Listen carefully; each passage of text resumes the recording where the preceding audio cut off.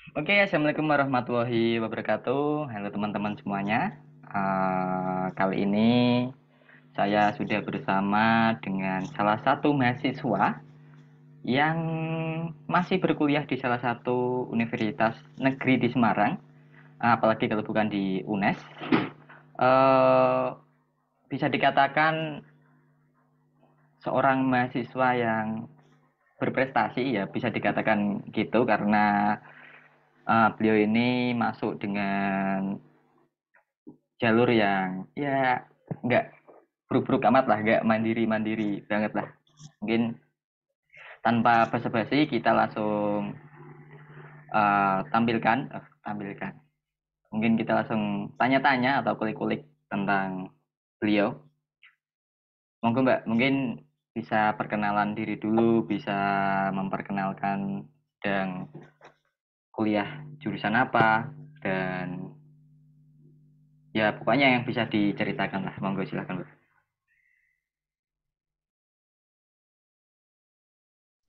Oke, baik, Mas Krisna, terima kasih atas waktu yang telah diberikan kepada saya. Sebelumnya, eh, perkenalkan nama saya Zahrotin Munfaria, biasa dipanggil Zahrotin.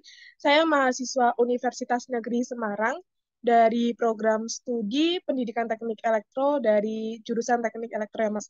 Nah, saya sekarang mahasiswa semester 4. Hmm, apakah ada ini lagi, Mas? Udah diperkenalkan dari saya? Ya mungkin bisa ini Mbak, mungkin eh asalnya dari mana mungkin Mbak? Bisa di-share ke teman-teman.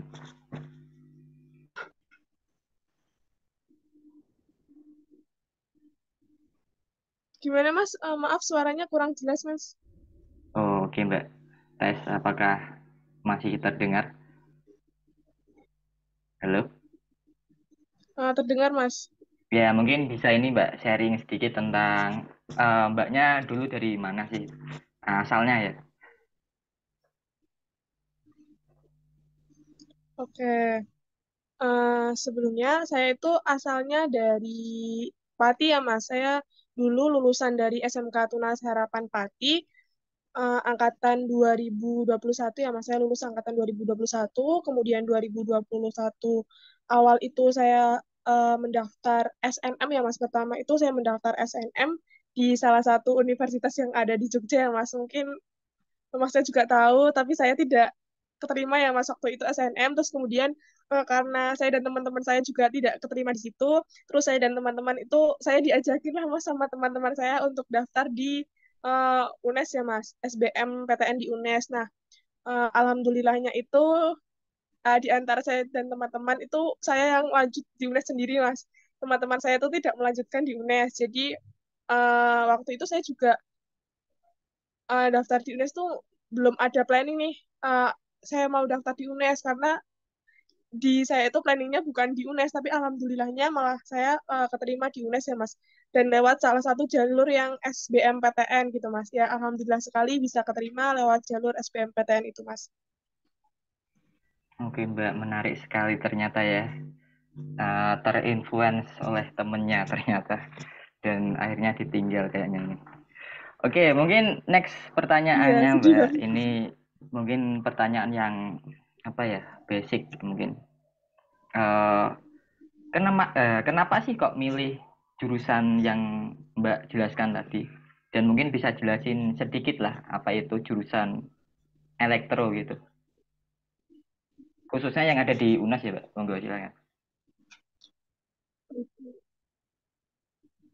Oke, untuk saya sendiri kan di jurusan teknik elektro ya, tapi lebih berfokus ke pendidikan karena program studi saya itu di pendidikan teknik elektro. Nah, teknik elektro sendiri itu suatu ilmu yang mempelajari tentang kelistrikan, elektronika, dan lebih ke transmisi. Kalau saya sendiri kan mungkin ini yang baru awal ini yang saya pelajari, saya tuh lebih mempelajari ke pemrograman, lebih ke ini sistem kendali, elektronika dasar dan lain-lain kayak gitu Mas. Terus selain di elektronika kan saya fokusnya ke pendidikan nih.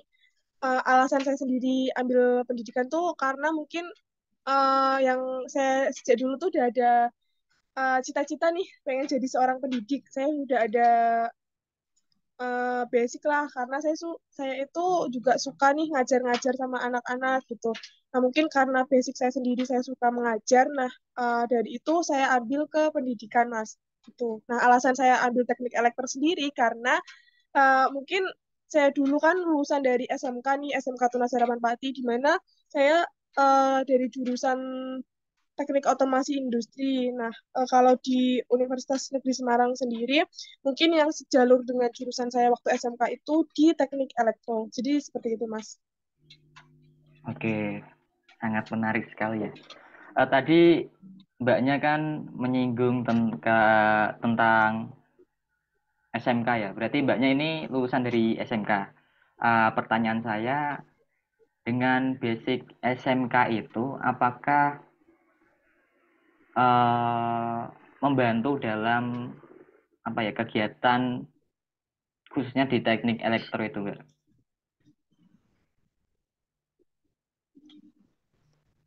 Oke. Kalau dari saya sendiri sangat membantu sekali, Mas. Menurut saya ilmu yang saya dapatkan di SMK itu sangat berguna ketika saya melanjutkan di perkuliahan karena menurut saya ilmu dari SMK tuh mah jauh lebih ini ya Mas, jauh lebih detail mungkin karena SMK itu udah dipersiapkan buat terjun langsung ke dunia kerja ya Mas. Jadi dari itu ilmunya udah banyak banget nih dari SMK. Jadi mungkin di kuliah ini lebih mempelajari lebih ke detailnya ilmu tersebut gitu loh Mas. Mungkin ketika SMK cukup mempelajari yang inti-intinya saja gitu, nggak sampai ke dalam-dalamnya. Tapi di kuliah ini mungkin lebih mempelajari lebih dalam.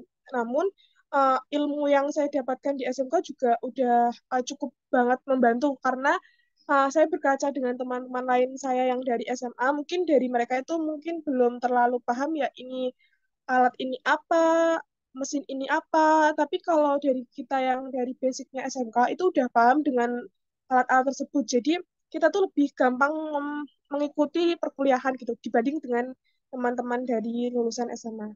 Jadi gitu, Mas. Oke, Mbak, terima kasih. Berarti sangat membantu ya. Langsung bridging, caranya bridging ya. Oke, terima kasih Mbak. Mungkin pertanyaan berikutnya mungkin masuk ke ini ya.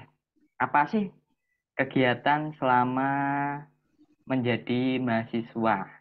Mungkin kegiatan apapun ya, mungkin dari organisasi atau mungkin dari mata kuliahnya atau mungkin kegiatan saat liburan.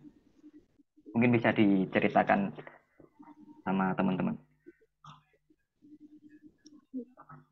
Oke. Mungkin kalau membahas terkait kegiatan ini cukup cukup banyak ya Mas bagi saya. Menurut saya itu uh, cukup melelahkan kalau membahas tentang kegiatan ini karena uh, selain kegiatan utama yaitu di perkuliahan, saya juga ikut dua organisasi nih Mas. Yang pertama organisasi HIMA, Himpunan Mahasiswa Profesi Teknik Elektro sendiri. Saya di situ menjabat sebagai staf ahli di Departemen Anggaran Rumah Tangga dan Kewirausahaan.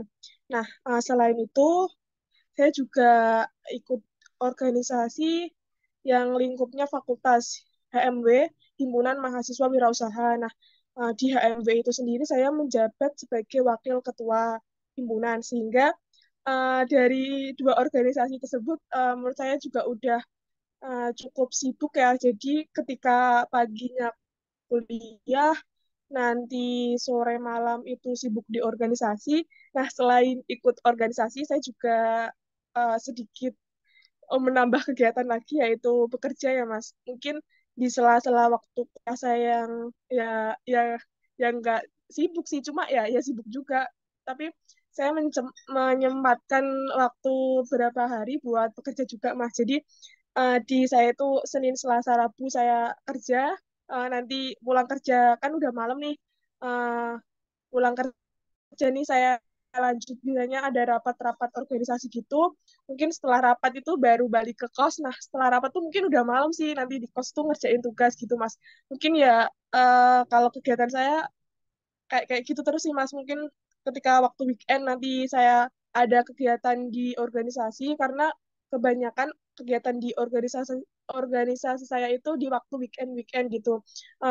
Untuk rapat-rapatnya di malam hari. Nah, kayak gitu sih, Mas. Selain itu juga mungkin ketika ada kerja kelompok atau proyek-proyek itu tuh di sela-sela waktu-waktu kuliah yang senggang gitu sih, Mas. Wah, ternyata padat banget ya kegiatannya. Kalau boleh digolongin ini termasuk apa ya? Manusia, mahasiswa kupu-kupu, apa namanya yang rapat itu? Kura-kura gitu, kuliah rapat gitu. Mungkin ini sih Mbak, tanya, ini kan kegiatannya banyak banget gitu ya. Ini kan kita sebagai mahasiswa kan harus mengatur waktu agar semuanya itu dapat balance gitu. Mungkin bisa kasih ini nggak Mbak, tips untuk mengatur waktu agar dapat semua nih, organisasinya dapat, kerjanya dapat, mata kuliahnya dapat gitu. Monggo Mbak, bisa kasih saran tips dan juga Oke. saran buat teman-teman. Untuk tips, kalau dari saya pribadi mungkin lebih ke prioritas, dipilihin dulu prioritas yang utama ya, Mas. Kalau dari saya kan prioritas pertamanya masih di kuliah nih. Jadi menurut saya misal saya utamain dulu itu di kuliah. Misal di kuliahnya udah agak free nih, Mas, kan. Misal nih di sehari sehari nih saya kuliah dulu sampai mungkin tugas saya di kuliah sudah selesai. Mungkin kayak waktu saya ke kampus udah selesai, baru saya kerja. Karena untuk sekarang prioritas yang kedua itu uh, kerja ya, Mas. Jadi ketika saya setelah kuliah terus kerja, ketika kerjaan udah selesai, baru saya ke organisasi. Organisasi itu mungkin karena saya juga ada di sibuk kerja juga, saya ikut organisasi itu mungkin pas waktu rapat di malam hari ya, setelah balik kerja baru saya ke rapat. Nah, setelah balik nih mungkin nanti saya belajar, mungkin mendalami pelajaran yang mungkin hari ini dosen jelaskan atau mengerjakan tugas-tugas lain. Jadi kalau saya pribadi menentukan dulu prioritas utama yang di hari itu yang penting itu mana dulu. Saya lebih ke mendahulukan prioritas utama saya, Mas. Jadi seperti itu.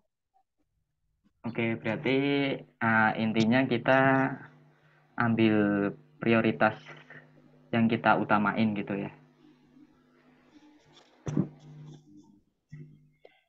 Oke Mbak, mungkin ini pertanyaan apa ya? Hampir terakhir mungkin ya, karena waktu kita tinggal 7 menitan.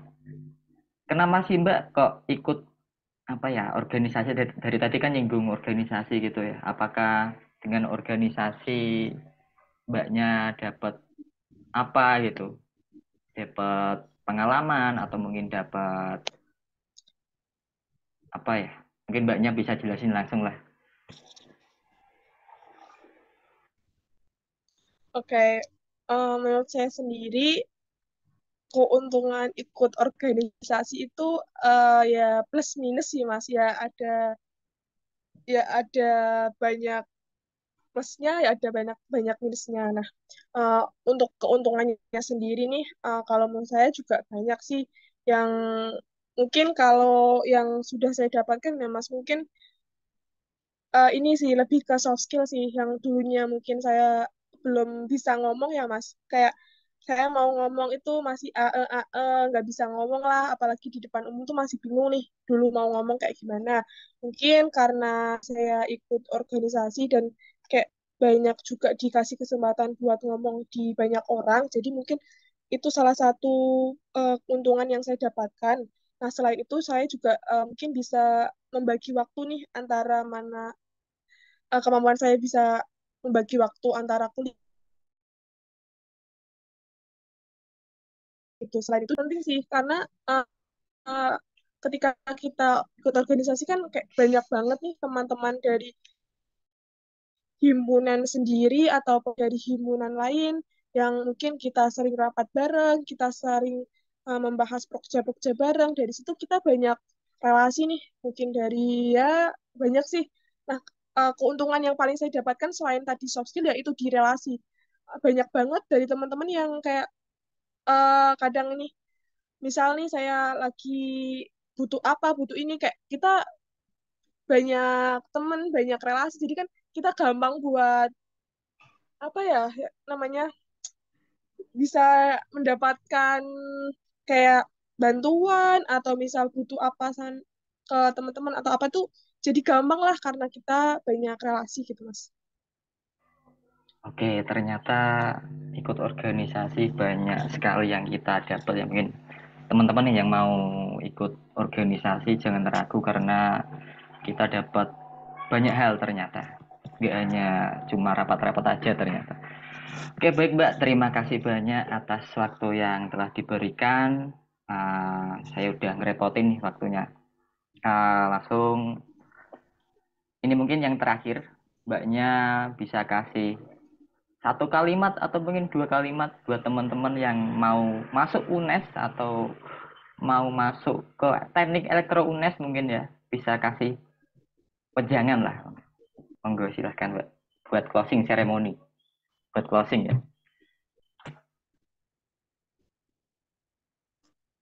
Hmm, apa ya?